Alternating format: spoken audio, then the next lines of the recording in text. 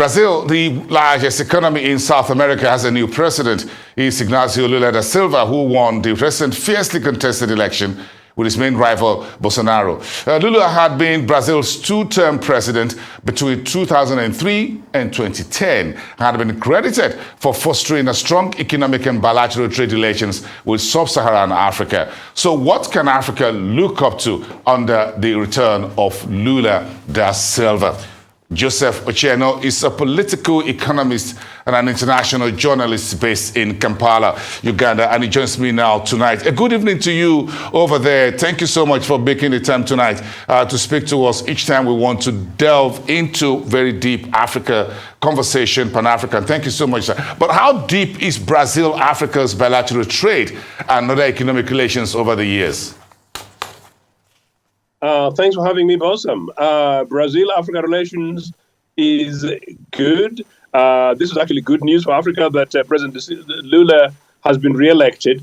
In terms of volume, it's not necessarily that a biggie for Africa. But I think what is more important is really the fact that maybe Africans can learn from Brazilians when it comes to politics, and that is politics of left and right.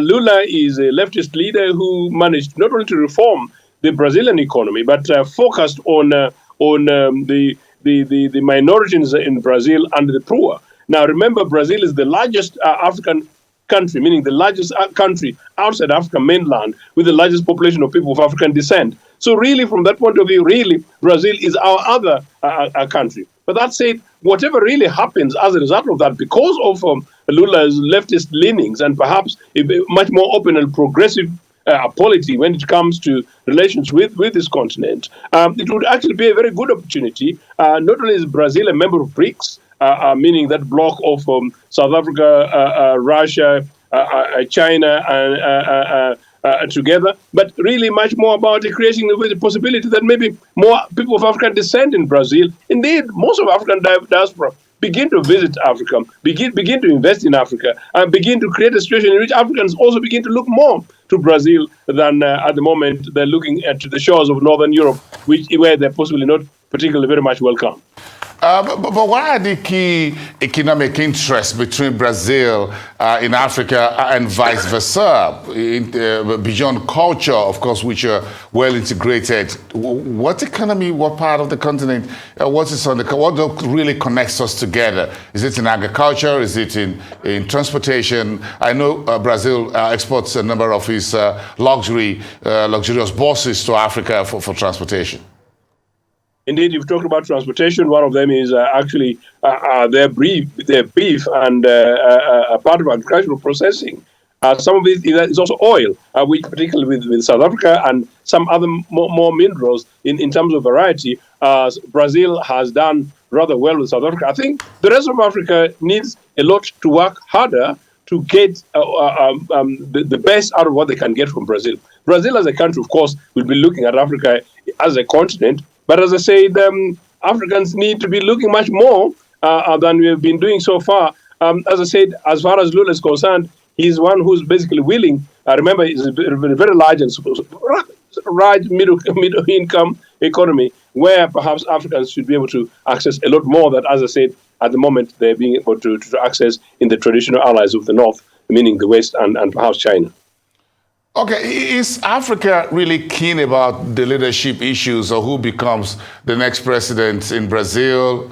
This is not United States, this is not the UK, for example, or Europe. So how does Lula da Silva's return to the presidency, who was a two-term president of Brazil, by the way, so does that ring bell? Does it ricochet across Africa, as it were, in terms of the ordinary people or the leadership across the continent to say, look, okay, I think we've got a man who is considered a friend of Africa back in office, back in Brazil? I think you're right, linked to my earlier question. I really don't think that, these days in Africa, we are discussing ideology very much, which I think is something that we should and we must. Lula, as I said, is a progressive left leader who is very much committed to issues to do with minority, issues to do with the marginalized, issues to do with the poor, issues to do with the fighting against poverty. And he managed to turn around the Brazilian economy and the Brazilian communities. And to the extent that right now, some of the people who've been elected in the Brazilian assembly, thanks basically to some of his policies, are mainly people who are of African descent, who suffered since the days and times of slavery. So there's actually quite a lot to learn, not only from Brazil, but actually from Lula. Now, I think the more we looked into examples of the likes of Lula, where we're able to say that, look, the more we exercise and we have the conversation in this forum, Bosom, the more we have conversations around ideological polity, where political parties emerge and take positions on issues to do with unemployment, with education, public health, agriculture and infrastructure, the more perhaps we will also be able to be transforming our own not only economies, but also our own politics. So that, well, maybe the next elections taking place in Nigeria, we don't look at the personalities who has more money, but rather who basically has got very specific programs to be able to deal with some of the underlying issues in our country. In Brazil, Lula came, he was toppled by predominantly pro-American Bolsonaro, and one who's extremely right-wing. And you know what? The Brazilian people woke up and fought back. It's almost like a Trumpist thing that happened in North America, meaning in this case, the US. And I said, if it can happen in Brazil, maybe we need to be looking at that in Africa. But unfortunately, Africa is a continent of very many countries. For me, who's conscious about many of these other things, and I look back at the time when we were in high schools and particularly universities, unfortunately, there are not many African countries that can actually now boast about conversations and discussions where you're right, that we might be able to look at Brazil as an example. But I can tell you, whoever's watching, whoever's listening, I think we have to have an interest in Brazil, partly because our people are there, partly because actually it will make an economic sense for us down there, partly because of tourism.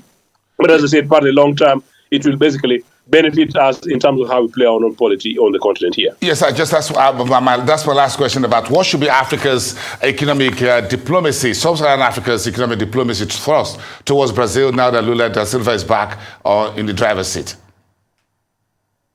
No, I think tourism could be one of them, number one. Number two, creating opportunities and possibilities for Brazilians of African descent to access Africa, to be much more able to not only come and visit, but come and invest, but also to create a situation in which, as I say, there are not many Africans who actually know the point I made very deliberate at the beginning, that Brazil is the largest African country outside this continent. So really, basically, as a people, those of us who are still struggling around identity, around our polity, around our communities, around our culture, including the historical element of slavery, it's very important that when we have leaders like Lula, who are not only willing partners with us, but people who see themselves as part of us from an ideological point of view, that we're actually able to cherish, enable, and grow that kind of relationship. I think it's very important.